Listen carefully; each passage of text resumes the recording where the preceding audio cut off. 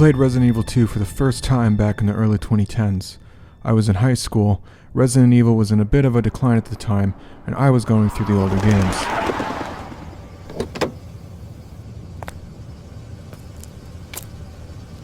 What have we got here? And I was becoming a bit of an old school survival horror fan. I remember Resident Evil 2 specifically standing out to me. It's kind of the best one and definitely a favorite of mine, and I recently sat down and decided to go through it again, and I was really pleased to find it really still holds up after all these years, and that I still love it after like a decade or so. Nostalgia for this era, the kind of late 90s PS1 games, has been pretty consistent over time, but it's really seeing a spike right now. In recent years, you'll see that low poly look from the PS1 and the Nintendo 64 era has become quite a bit of a thing in the indie space. You'll see a lot of newer indie games mimicking this style a lot recently. And personally, I never cared for the low poly look. It wasn't what I really loved about other titles from this time, and more specifically Resident Evil 2. What I loved was the general art styles, the game design, and general atmosphere, not so much the visual fidelity.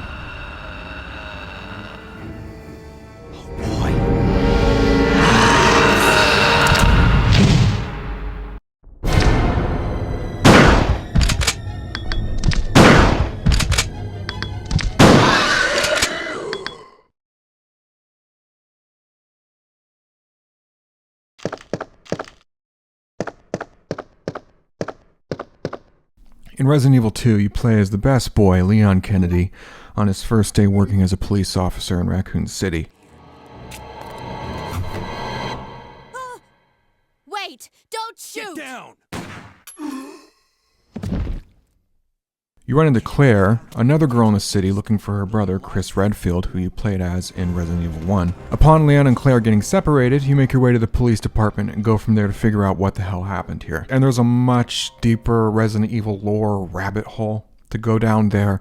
For the sake of this video, I'll give the Cliff Notes version. The T-Virus is the original scientific concoction that causes the zombie outbreak. It was created by Umbrella, a pharmaceutical company that doubles as a bioterrorist group that you went up against in Resident Evil 1.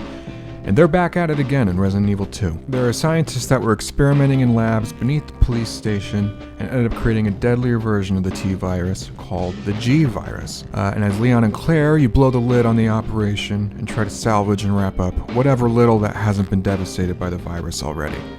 There are two campaigns to play through, Leon's and Claire's. In Claire's campaign, you find a little girl that turns out to be the scientist's daughter, and you escort her out of the city alongside Leon. The plot and the lore are there in Resident Evil, and it's all good, but I always felt that the meat of these games was in the actual gameplay experience. I think of Resident Evil, I think of these old survival horror games, I think of an experience, really.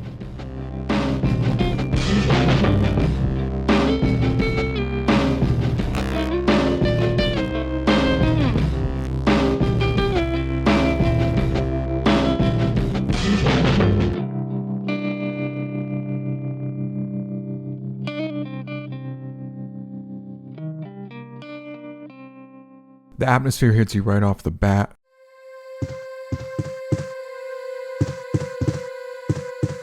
The music creeps across with its synth strings and soundscapes, an occasional piano melody drenched in reverb.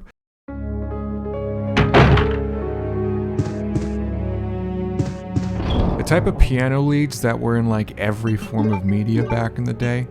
And man, I love the sound of it, that digital piano sound. Resident Evil 2 also uses pre-rendered backgrounds, and they look absolutely beautiful even today. If you don't know what those are, basically the backgrounds and locations you see aren't rendered in real time like the characters on screen are.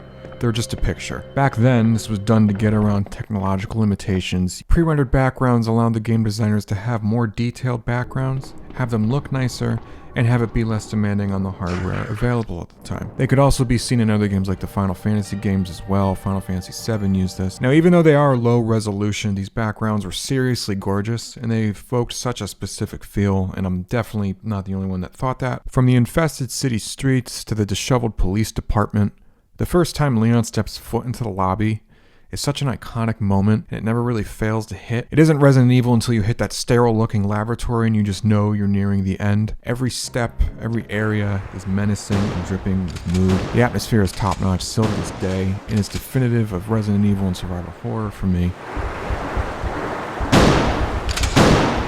And this, more so than low poly, is something I would love to see implemented more in modern games. I think in higher resolutions this approach could seriously still work.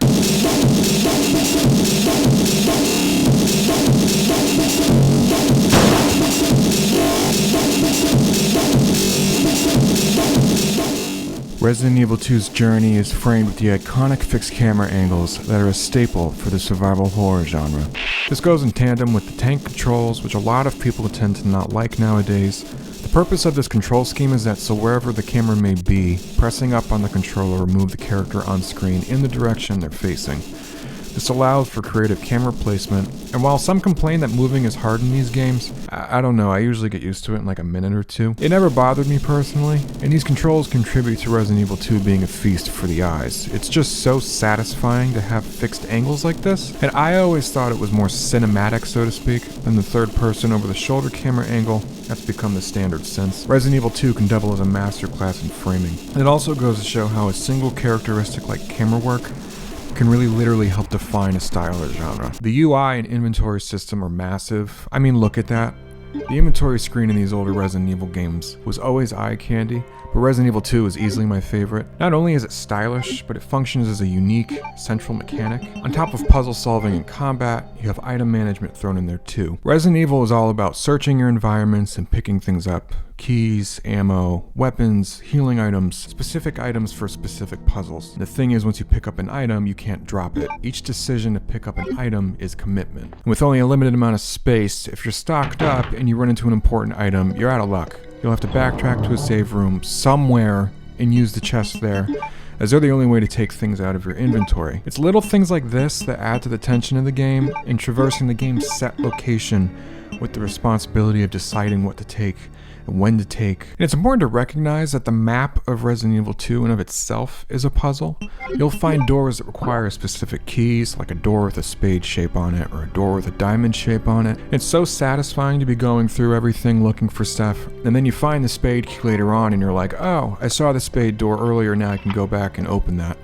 And doing that until you finally unlock everything, to me that's like so satisfying. That's such a major part of like how these games were designed back then. And you're in the police department for the majority of the game. Being in one set place for so long, you eventually find yourself memorizing routes and locations of things while dodging zombies and mutated creatures and dogs that are way too powerful. Like, fuck these dogs, seriously. All of this, and I haven't even mentioned the action. And to be fair, I can get someone saying that it's clunky, not just Resident Evil 2, but a lot of these older survival horror games, the combat was always a bit wonky. You have to press R1 to enter combat mode, and then press X to shoot. And I think in an ironic sense, I really admire that things that get taken for granted in games, like movement and taking actions, here have these very different, even slightly off control schemes. I love it because it's just different from what we're used to nowadays, and it adds a lot. I don't think the combat is bad, I don't think it's broken, it is fun. I just think like the movement, it just takes some getting used to, and then you're off to the races. I always played these games not fighting the enemies as much as possible. I mean, it is called survival horror for a reason. Limited resources, and not fighting is a viable tactic that is essential at times, and I take that option wherever I can when I'm playing this. And it's short. I beat Leon's campaign in like 5 hours. It felt so good beating something in that amount of time, and Claire's is a bit shorter than Leon's, so all of it's like under like 10 hours or something. Nowadays you play a game for 10 hours and you're lucky to be halfway through the tutorial and the prologue chapter. And hell, in a live service game you're probably just getting your bearings. I played Ark Raiders for 10 hours and I kinda just felt like I was just getting the hang of what was going on. I played Where Winds Meet for 10 hours and I felt like the game didn't even really start yet, so it's like what do you do with that? Persona 5 took me 100 hours to beat the story. If your game is not Persona 5, please don't do this. Keep it around 10 to 20 hours long, and like, I'm being dead serious. Like, if you're making an action game nowadays, 10 to 20 hours, those are your limits, and I'm gonna stick by that. I miss when games were like 6 to 12 hours long average, with 20 hours being like if you wanted to 100% absolutely everything the game had to offer. Like, that was the absolute ceiling, It really shouldn't go over that. Like 20 hours is like the absolute max. Now, I can't talk about Resident Evil 2 and not bring up the remake that they did back in 2019. And when the remake was announced, I was dreading the usual. They'd strip the original of its flair, modernize it with a third-person camera in a minimalist style, call it updated. I remember they released a timed demo where you could only play it for like 30 minutes or whatever. It was kind of weird. And I was pleasantly surprised at that short demo at what they were doing, and it actually got me really excited. Don't shoot! Get down! I didn't get around to playing the actual game for a couple of years, but when I finally did in 2023, I fell in love with it, and I'm saying this as a fan of the original.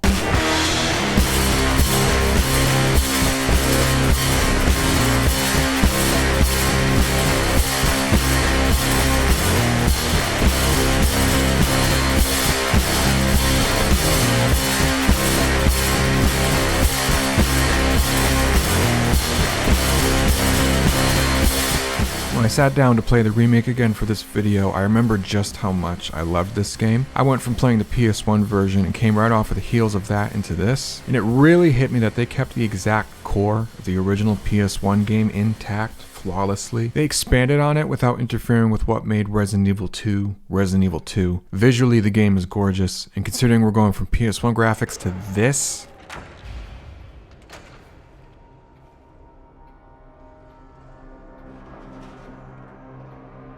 it's obvious that this is the biggest upgrade. The difference that 20 years can make is pretty astounding. They made Leon way too cute in this. I was very distracted most of the time by how good he looked. I mean, look, if he turned to me and said this, Claire! It's so nice to see you. virtually everything has been improved upon here. The original atmosphere is still there and weighs on you heavy. Running around the police station in this form, I can't explain it, but it just embodies that this is one of the most iconic locations in gaming. With the third-person camera and everything rendered in real time, you realize how big this place is and the grandiose nature of it all. It's overwhelming in a really good way. You realize this is an epic labyrinth, and that in of itself has its own terror. And on top of that, there are horrors awaiting you around every corner. And on top of that, you got Mr. X stomping around looking for you.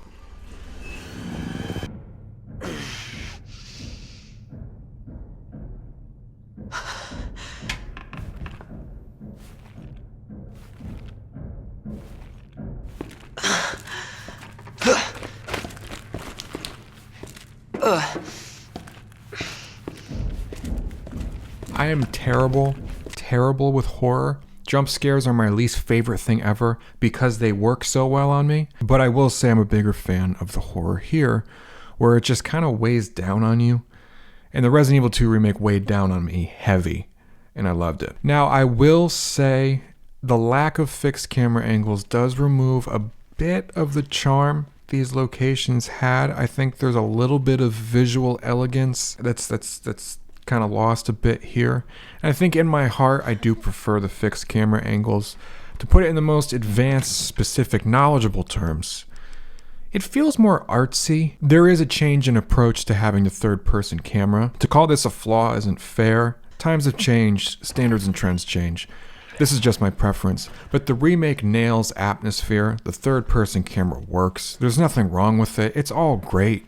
And I think at this point it reveals itself to me that it's not so much that the remake replaces the original, but more so complements it and offers an alternative experience. I think this goes for a lot of other things like the Final Fantasy VII remake project they've been doing for the past few years, and the OG Final Fantasy VII. That can go over there as well. I think you're kind of seeing that treatment in many different places. There's a lot of debate online about which is better, or if the remakes suck the life out of the originals, or if the originals are dated, like you gotta pick a side. And I think I take a best of both worlds approach. There are things I like more about the original, and there are things I like more in the remake. I tend to bounce between camps and still enjoy both. Like you guys know you can just enjoy both. I think something the remake completely cooks the original on is the voice acting. Voice acting in PS1 games was always terrible, with the only exception being Metal Gear Solid 1, which is the game that set the benchmark for having professional voice acting in games. And that being said, even there it was a bit dry at times. Resident Evil 2's original voice acting wasn't anything phenomenal either. It was pretty typical mid-acting that was common at the time, and it's honestly one of the lesser painful examples. And the remake, I mean, I'll just let it do the talking here.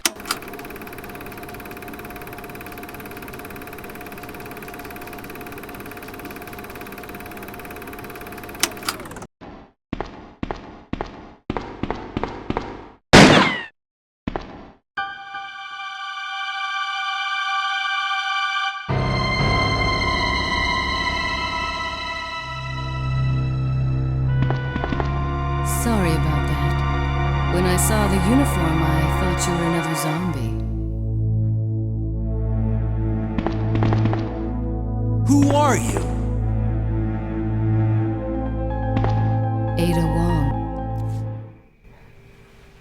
Damn. Need a key card.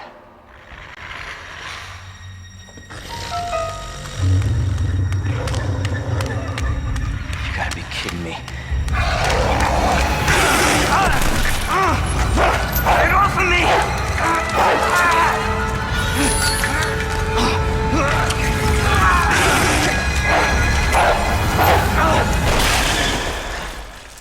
Hey, Who is that? stay sharp.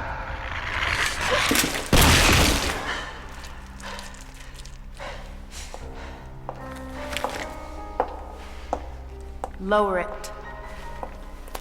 FBI. Sorry. Thank you. For your help. Surprised you made it this far. FBI, huh? What's going on here? Sorry, that information's classified. Where you going? Do yourself a favor. Stop asking questions and get the hell out of here. And I think this better delivery of voice lines actually made the plot get delivered in a much better way too. What I was talking about earlier with the plot not being the main offering in Resident Evil, I do think that is still true, but I think they smoothed out the intertwining of the vibe of the narrative and the vibe of the gameplay pretty seamlessly. It's never too cinematic, which is really refreshing nowadays, and I think the overall narrative experience in the remake is vastly superior to the original. So I think it has that. Now, I think my biggest gripe with the remake is the UI, and I'm far from the only person that's talked about this. I said earlier when they announced this, I dreaded watching the sexy UI and the menu designs of yesteryear get replaced with stock Adobe font. And you do get that here? And I just have to be real and say that this is such a downgrade. I'm just gonna be that guy and say that the old was better. The new stuff sucks the life out of it. The inventory mechanic is exactly the same. The gameplay part of it is perfect. I love when you go up to a door that it automatically pulls up the inventory. It's quick, it's seamless. The mechanic itself, I wouldn't say had problems to begin with, but with the remake, they put some WD-40 on it, and I really appreciated that. But dear God, I mean, the remake inventory just looks so boring. And I know a minimalist approach, look, that's like, you know, it's like the thing, you know, that's like what designers and artists, you know, that's just, minimalism is just the world we live in. It's been the world we live in for over a decade now, you know, and we've been kind of slowly getting to that. You know who I blame for this? You know who I blame? I blame Apple. Fuck you, Apple. OG Resident Evil 2's UI design was much, much better, and the fact that this is the worst thing about the remake is a testament to how great the game is. So, I mean, that kind of... And one last thing, after you beat the game once, you get the OG outfits from the original PS1 game that you can equip in the remake. And I love these outfits so much more than the new ones they gave Leon and Claire. Leon's new suit looks fine. I mean, he looks good in everything he wears.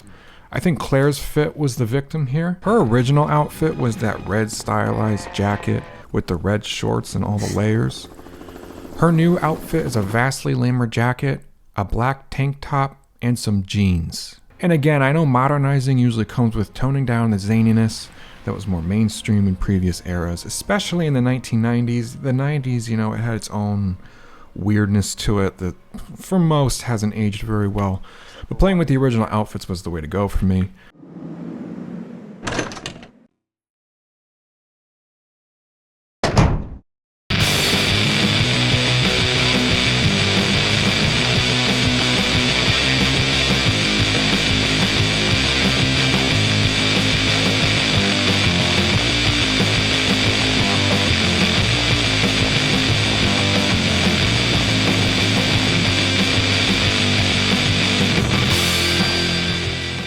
The remake really exaggerated how great the original was. The scenario, the locations, gameplay, plot, atmosphere. And either way you go about it, Resident Evil 2 is a great experience all these years later.